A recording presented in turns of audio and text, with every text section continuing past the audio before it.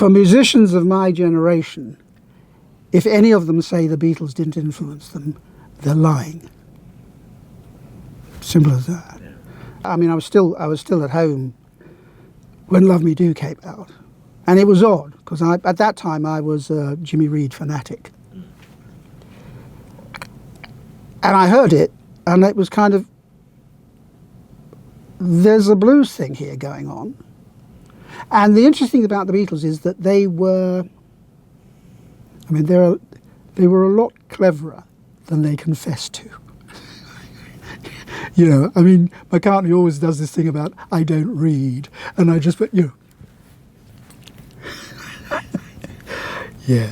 They were an odd mixture for me. They were, which they confessed to, they were really into Motown.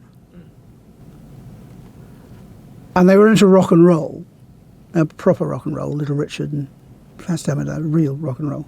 I remember seeing a black and white movie in which there was Little Richard, Fats Domino, and Bill Haley. And I remember sitting in the audience, and it was the cinema in Victoria, and I remember thinking, why is Bill Haley in this? That's not rock and roll.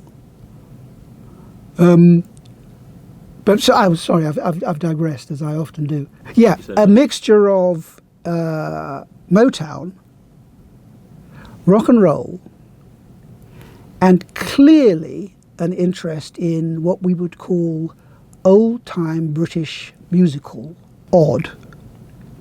But you wouldn't have Sgt. Pepper without those three things.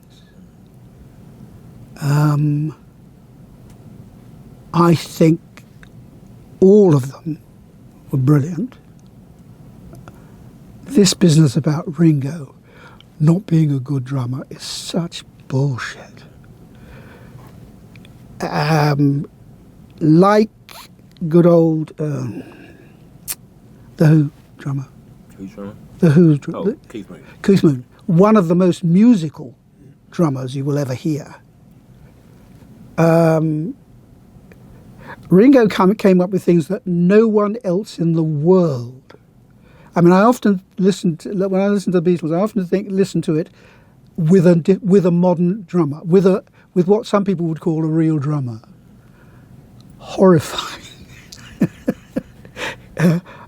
He was the right man at the right time in the right job, but all of them, yeah.